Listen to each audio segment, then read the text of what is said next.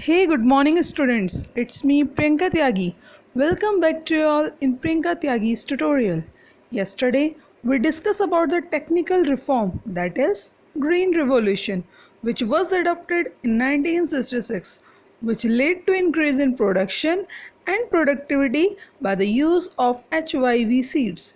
These seeds requires more water and the doses of chemical fertilizer, due to which only big farmer can use it, but government provided subsidies and loans to small farmer so that they can also buy them, but most of the benefit were being taken by the prosperous farmers. This had become matter of debate in which some economics favored subsidies and few were against of it. Some of the economists who were in the favor told it will reduce disparity and bring equity in economy and also motivate farmer to use this and increase production, although who were against it told it benefit fertilizer industry, prosperous farmer and does not benefit the target groups and just increase the government financial burden.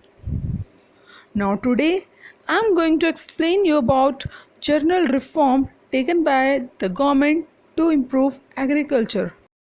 तो चलिए अब देखते हैं क्या क्या journal reforms लिए गए agriculture sector में गवर्नमेंट के द्वारा। तो पहला है इसमें क्रेडिट फैसिलिटी, यानी कि उधार के लिए क्या क्या व्यवस्थाएं की गई रूरल एरियाज में एग्रीकल्चर सेक्टर को इम्प्रूव करने के लिए। Cooperative society and rural development bank establish किए गए ताकि फार्मर इजीली लोन ले सके। इंडिया ने social banking and multi agency banking approach का यूज़ किया ताकि रूरल एरियाज में जो पैसे की ज़रूरत है वो पूरी की जा सके। इससे 1969 में काफ़ी चेंज आया क्योंकि 1969 में 20 बैंकों को नेशनलाइज किया गया। 1982 में अब देखिए नाबार्ड सेटअप हुआ, इसने नेशनल लेवल पे किसानों को हेल्प किया क्रेडिट फैसिलिटी प्रोवाइड करके। कमर्शियल बैंक ने भी काफ़ी हेल्प किया क्रेडिट फैसिलिटी प्रोवाइड करके। नेक्स्ट हम देखेंगे इरिगेशन फैसिलिटीज़।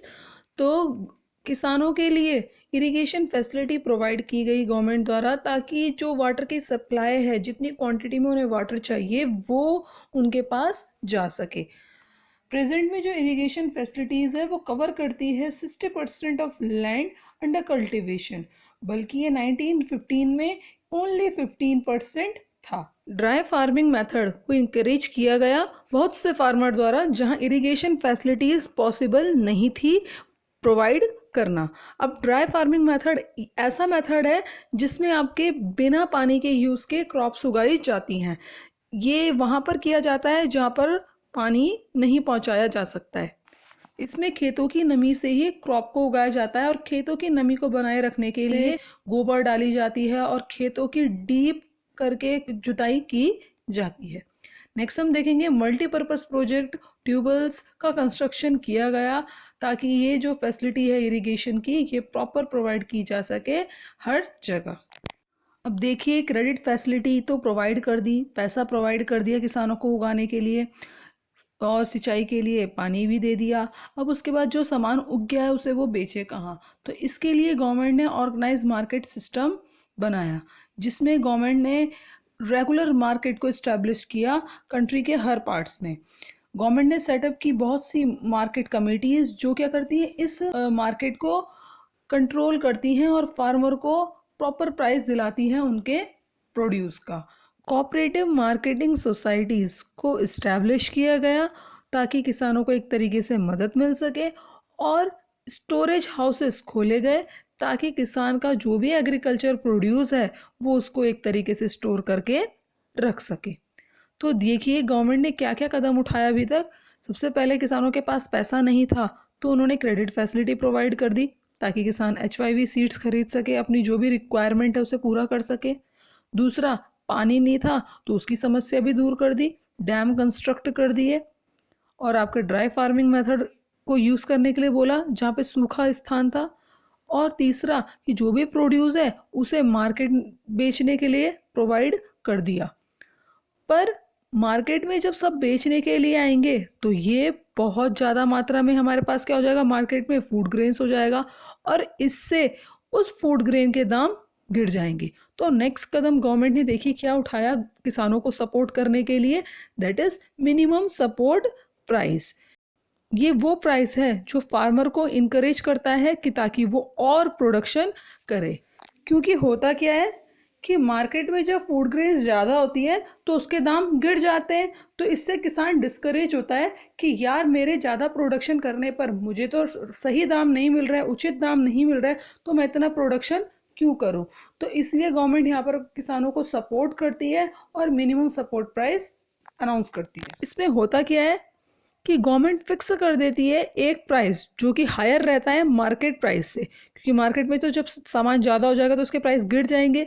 तो ये जो मिनिमम सपोर्ट प्राइस होता है ये मार्केट प्राइस से हायर होता है और किसानों को बोला जाता है कि अगर आप मार्केट में अपना सामान नहीं बेच पाएंगे पूरा, तो गवर्नमेंट उसके बाद आपसे उस सामान को खरीद लेगी और इससे गवर्नमेंट अपना बफर स्टॉक क्रिएट करती है ताकि ये जो स्टॉक है, ये जो फूड ग्रेन्स है, ये आपकी फ्यूचर कंटिजेंसीज में काम आ सके, जैसे कि फ्लड, अर्थक्वेक, फेमाइंस, इन प्रॉब्लम्स में काम आ सके। तो हमने क्या देखे, 4 जनरल रिफॉर्म्स देखे जो गवर्नमेंट ने एग्रीकल्चर सेक्टर को इम्प्रूव करने के लिए। तो पहला कि लोन प्रोवाइड किया, फिर इरिगेशन फैसिलिटी प्रोवाइड की, मार्केटिंग सिस्टम बनाया और मिनिमम सपोर्ट प्राइस प्रोवाइड किया। एट द लास्ट हम देखेंगे critical appraisal of agriculture development, सूक्ष्म समीक्षा। अब हम एक तरीके से देखेंगे एग्रीकल्चर डेवलपमेंट की और ओवरऑल क्या इम्पैक्ट उसका रहा। 1950 से 1990 तक की जो पॉलिसी थी एग्रीकल्चर के लिए ली गई, उसका ओवरऑल क्या इम्पैक्ट रहा, अब हम वो देखेंगे। तो जो भी लैंड रिफॉर्म लिए गए थे, अबॉलिशन ऑफ इंटरमीडिएटरीज और लैंड सीलिंग इसमें था, और ग्रीन रिवॉल्यूशन, ये एक बहुत बड़ी अचीवमेंट रहा इंडियन गवर्नमेंट के लिए, क्योंकि इसने एग्रीकल्चर के प्रोडक्शन और प्रोडक्टिविटी दोनों को ही बढ़ाया। 1950 और 1990 के बीच में क्या हुआ कि जो प्रोडक्टिविटी थी बहुत ज़्यादा हमारी बढ़ी और हमारा देश सेल्फ सफिशिएंट बना फूड प्रोडक्शन में। हालांकि इससे जो सॉइल की जो क्वालिटी थी वो डिग्रेड हुई और जो हमारा ग्राउंड वाटर लेवल था वो भी गिरा। प्रपोर्शन जो रहा जीडीपी का 1950 से 1990 के बीच में जो एग्रीकल्चर कंट्रीब्यूट करता था उसमें एक तरीके से डिक्लाइन आया। हालांकि जो लोग उस पर डिपेंड थे वो उतने के उतने ही रहे। अब जो आपका नेक्स्ट पॉइंट है ये इसको ज़्यादा सार्थक करेगा। 1950 के टाइम पे जो हमारी एग्रीकल्चर पे डिपेंड थी पॉपुलेशन वो थी 67.5, जो कि 1990 में रह गई 65%। ये दिखाती है कि जो आपका सेकेंडरी और टर्सरी सेक्टर था वो ज़्यादा लोगों को अपने पे एब्जॉर्व नहीं कर पाया और इसी कारण से कुछ इकोनॉमिस्ट बोलते हैं कि जो पॉलिसी रही 1950 से 1990 तक की, तो एक तरीके से ये कामयाब नहीं रही क्योंकि इसमें और सेक्टर्स का इतना डेवलपमेंट नहीं हुआ। तो देख लेंगे एक बार हमने आज क्या किया। तो आज हमने जर्नल रिफॉर्म्स करे जिनमें हमने 4 रिफॉर्म्स देखे, credit facility, irrigation facility, organize marketing system, minimum support price और लास्ट में क्रिटिकल अप्रेजल देखा। So that was all for today. Thank you. Please do like, share and subscribe to my channel.